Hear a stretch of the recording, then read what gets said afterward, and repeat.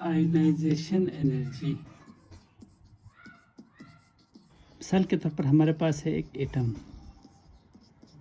इसके अंदर है एक इलेक्ट्रॉन। अच्छा, अगर हमें इस इलेक्ट्रॉन को बाहर निकालना हो तो हमें इस एटम को कुछ एनर्जी प्रोवाइड करना पड़ता है। तो इस इलेक्ट्रॉन को इस एटम से बाहर निकालने के लिए जितना ज़्यादा हम इसको एनर्जी प्रोवाइड करते हैं, उस एनर्जी को आयोनाइजेशन एनर्जी कहते हैं। ठीक, आयोनाइजेशन एनर्जी की डेफिनेशन ये हुई कि एनर्जी जो हम प्रोवाइड करते हैं, किसको करते हैं?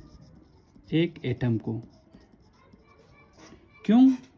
ताकि इस एटम के आउटर मोस्ट इलेक्ट्रॉन को बाहर रिमूव किया जा सके। Energy provided to an atom, why? To remove its outer most electron. इस एनर्जी को हम आयोनाइजेशन एनर्जी कहते हैं। डेफिनेशन क्या हुआ? एटम एक है, इस एटम के आउटर मोस्ट इलेक्ट्रॉन को निकालने के लिए जितना एनर्जी आप इस एटम को सप्लाई करेंगे, उस अमाउंट ऑफ एनर्जी को आयोनाइजेशन एनर्जी कहते हैं।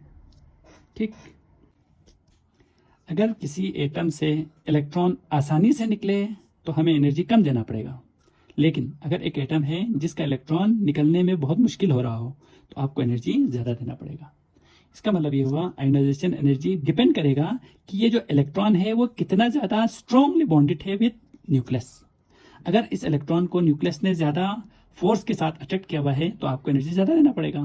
अगर इस इलेक्ट्रॉन को इस न्यूक्लियस ने वीकली अट्रैक्ट किया हुआ है तो आपको आयोनाइजेशन एनर्जी कम देना पड़ेगा। ठीक, नेक्स्ट एनर्जी इन ग्रुप। जब आप किसी ग्रुप में टॉप टू बॉटम आते हैं तो पहले एटम होता है छोटा, फिर उसके बाद एटम आ जाएगा बड़ा, फिर उसके बाद वाला एटम और बड़ा होगा। जब ऊपर से नीचे आएंगे तो एटम का साइज बड़ा होता है। एटम का साइज जब बड़ा होता है तो ये जो अट्रैक्शन है वो वीक होता जाता है। ये अट्रैक्शन और वीक होगा, ये अट्रैक्शन और वीक होगा, क्योंकि एटम का साइज बड़ा हो रहा है। जब साइज बड़ा होगा तो शेल भी बड़ा हो जाएगा, शेल भी ज़्यादा होते जाएंगे। अब इन तीनों एटमों को अगर हम कंपेयर करें तो इन तीनों में से पहले वाले ने स्ट्रांगली अट्रैक्ट किया हुआ है, दूसरे वाले एटम ने आउटर मोस्ट इलेक्ट्रॉन को वीकली अट्रैक्ट किया है, तीसरे वाले एटम ने और ज़्यादा वीकली अट्रैक्ट किया हुआ है। जिसकी वजह से जब हम टॉप टू बॉटम आते हैं तो हमें एनर्जी ज़्यादा देने की ज़रूरत नहीं होती, क्योंकि अट्रैक्शन कम है तो आपको कम एनर्जी दे दें तो भी इलेक्ट्रॉन आराम से यहाँ से निकल जाएगा। लेकिन इस एटम में अगर इलेक्ट्रॉन को निकालना हो तो हमें एनर्जी जो इसको देना पड़ेगा वो बहुत ही ज़्यादा देना पड़ेगा। यहाँ पर हमें इस इलेक्ट्रॉन को निकालने के लिए एनर्जी जो है वो कम देना पड़ेगा। इसका मतलब ये हुआ कि जब टॉप टू बॉटम आते हैं, when we move top to bottom in a group, ionisation energy decreases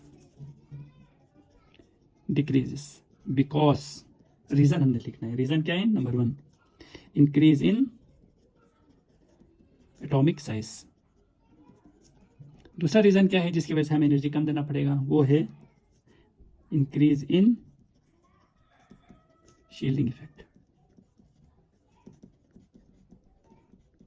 इन दोनों वजूहात की वजह से टॉप टू बॉटम आते हुए हमें एटम को एनर्जी कम देना पड़ेगा। इसका मतलब है top to bottom ionisation energy decrease होता है। अगला टॉपिक है energy in period. Left to right जाते हुए दो काम होता है। एक ये कि लेफ्ट टू राइट जाते हुए साइज छोटा होता है। नंबर 2, लेफ्ट टू राइट जाते हुए प्रोटॉन की जो तादाद है वो बढ़ती जाएगी। इसका मतलब ये हुआ कि लेफ्ट टू राइट जाते हुए न्यूक्लियर अट्रैक्शन, ये जो आउटर मोस्ट इलेक्ट्रॉन है इसका एटम के न्यूक्लियस के साथ जो अट्रैक्शन है वो इंक्रीज होता जाता है। जब एटम के साथ अट्रैक्शन इंक्रीज होगा तो इस इलेक्ट्रॉन को निकालने के लिए हमें कम एनर्जी देना पड़ेगा, लेकिन यहाँ पर इलेक्ट्रॉन को निकालने के लिए हमें बहुत ही ज़्यादा एनर्जी देना पड़ेगा। लेफ्ट टू राइट जाते हुए न्यूक्लियर अट्रैक्शन के इंक्रीज करने की वजह से हमें एटम को एनर्जी ज़्यादा देना पड़ेगा। इसका मतलब है लेफ्ट टू राइट जाते हुए आयोनाइजेशन एनर्जी इंक्रीज होता है। हम क्या लिखेंगे? When we move left to right in a period, ionisation energy increases, because इसके रीजन क्या है लेफ्ट टू राइट जाते हुए? Atomic size, number 1 atomic size decreases, atom का साइज जो है वो डिक्रीज होता है। Number 2 nuclear attraction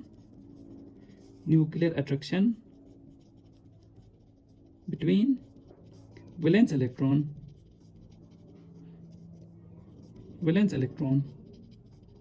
and nucleus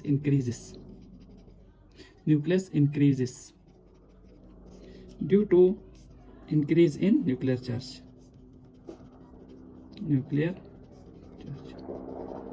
इन दोनों वजूहात की वजह से लेफ्ट टू राइट जाते हुए आयोनाइजेशन एनर्जी इंक्रीज होगा। आई होप कि आपको ये समझ में आ गया है। अगर कोई सवाल हो तो आप कमेंट में सवाल आप मुझसे पूछ सकते हैं, मैं कोशिश करूंगा कि उन सवालों के आपको आंसर दे दूँ। अगर आपको ये वीडियो अच्छी लगी हो तो बराए मेहरबानी हमारे चैनल को सब्सक्राइब करें, अपने दोस्तों के साथ शेयर कीजिएगा ताकि दूसरे लोग भी इस चैनल से फ़ायदा उठा सकें। Thank you so much. Allah हाफिज़।